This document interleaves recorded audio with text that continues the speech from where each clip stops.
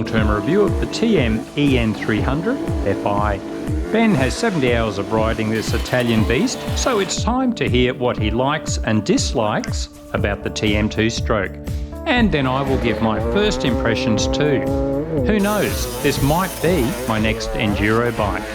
First, a quick history. TM is an Italian brand that started in 1976. Their focus has been on high-end components, performance and hand-building every motorbike.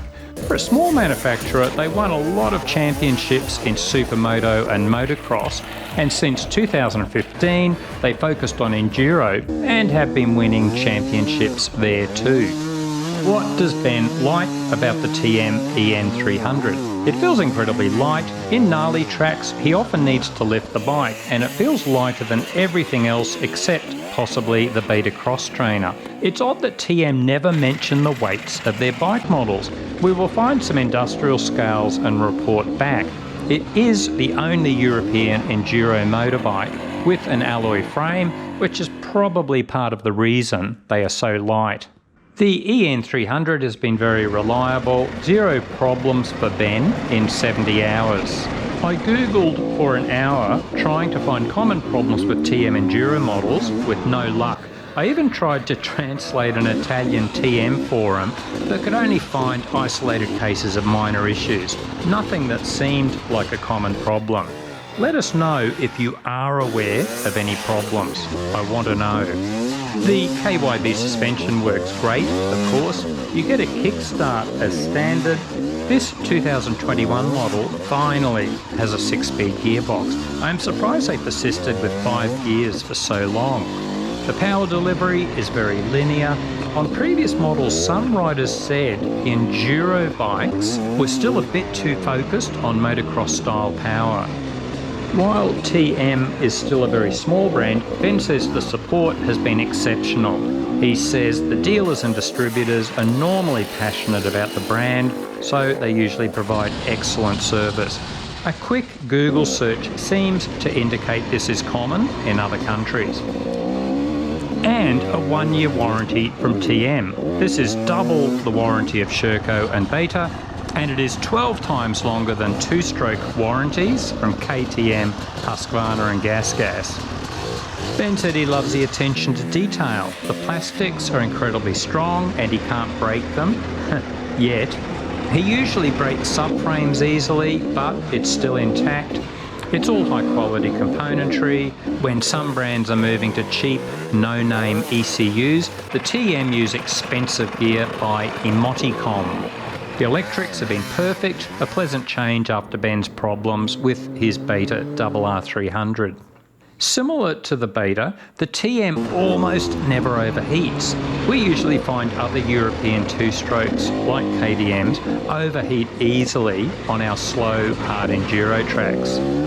I asked Ben what he didn't like about the TM EN300. He said the only potential problems for him are the issues associated with a small boutique brand.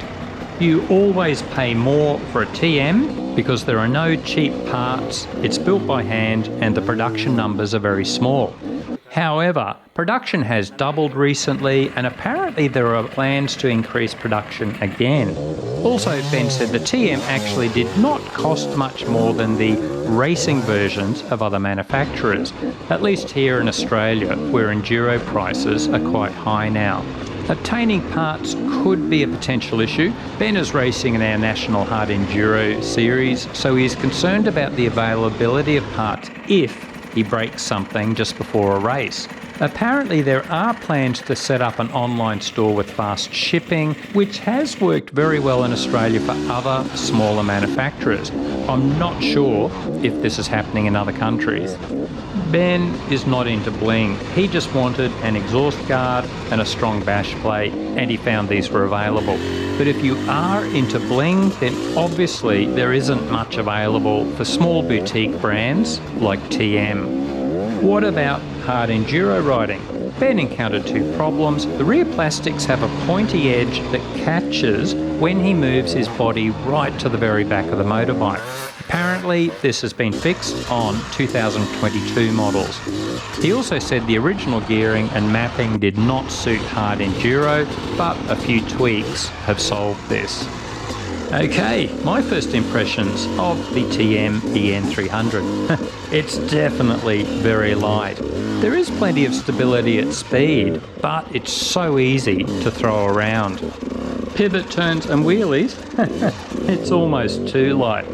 The suspension was brilliant when hitting rough terrain at speed. It felt a bit harsh at lower speed, but the TM was brand new. Possibly it softened up. Ben has reported no problems. This is the fuel-injected model. Very strong mid-range power. At low speed, the low-end power felt similar to the KTM TPI models I have ridden.